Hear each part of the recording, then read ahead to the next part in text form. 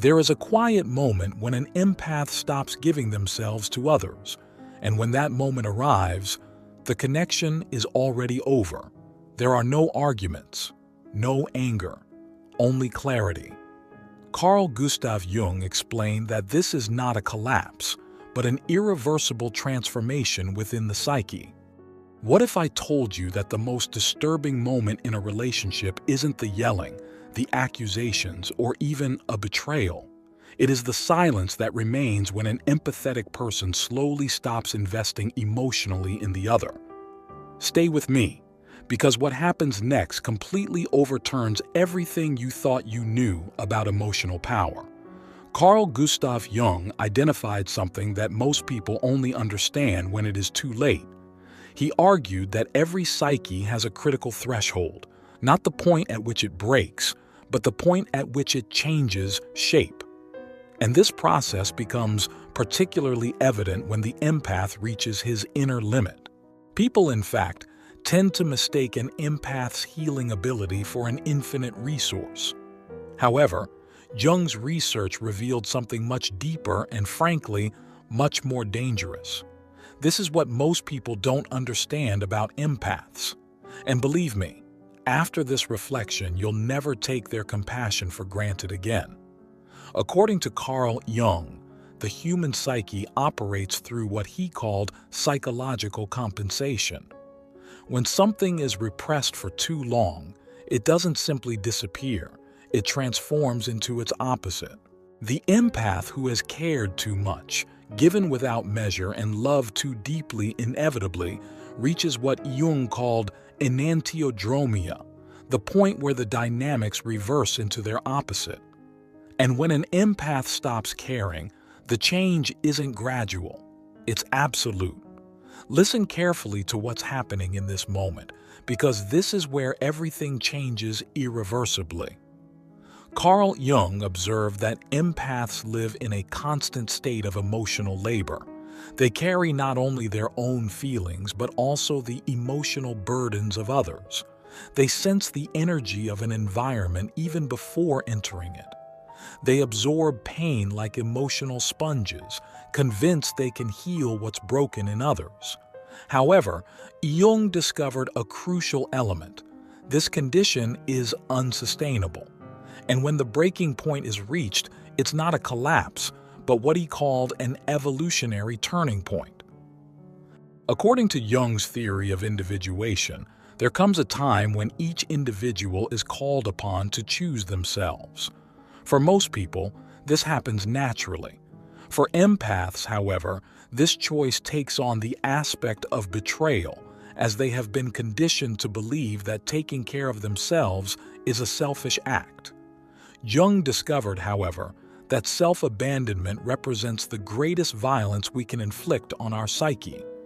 And when an empath finally stops this violence, something extraordinary happens. They don't lose empathy, they acquire boundaries. And this is where the reflection becomes profoundly fascinating. Jung argued that the most powerful transformations occur in a moment of clarity. One moment, the empath continues to try, to hope, to pour their energy into bottomless wells.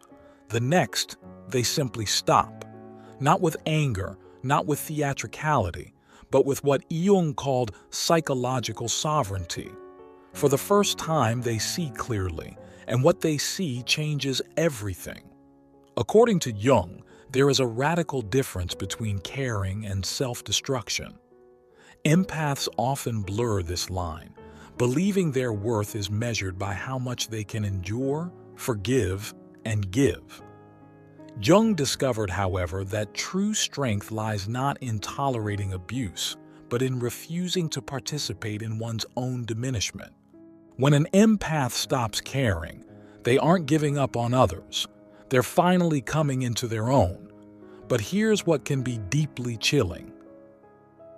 Jung observed that manipulators rely on the empath's care as their primary source of control. They know that if they can induce feelings of guilt, responsibility, or hope, they can keep them tied up indefinitely. However, When the empath reaches what Jung called emotional detachment, the entire dynamic collapses. The manipulator's words no longer have any effect. The blame strategies rebound. The so-called love bombing appears transparent. The empath has finally developed what Jung called psychological immunity, and this is where the roles are completely reversed. According to Jungian research, when someone stops caring, they aren't acting out of bitterness but out of clarity. The awakened empath doesn't hate the person who betrayed them. They simply see them for who they are, for the first time, without the distortion of hope, without the filter of compassion, without the illusion that love can repair what refuses to heal. Jung called this process radical acceptance, and it is profoundly liberating. Here's the final element that makes this transformation unstoppable. Jung discovered that the most powerful position in any relationship is the indifference born of wisdom, not the apathy born of exhaustion. When an empath stops caring, they don't become cruel. They become unavailable. They don't seek revenge. They simply disappear from the equation. They stop explaining themselves, defending their reality, trying to be understood. They reach what Jung called psychological fulfillment, a state in which their sense of self no longer requires external validation. And according to Carl Jung's entire research, this is precisely the moment when an empath becomes truly dangerous, not because he chooses to hurt, but because he chooses to leave. And this time, there is no excuse capable of holding him back, no promise capable of persuading him, no form of manipulation powerful enough to bring him back. He stopped the gesture of caring, and in that interruption he discovered something infinitely more precious than any relationship that required his self-annihilation. He found his way home, back to what he had always been, before the world persuaded him that caring meant sacrificing himself.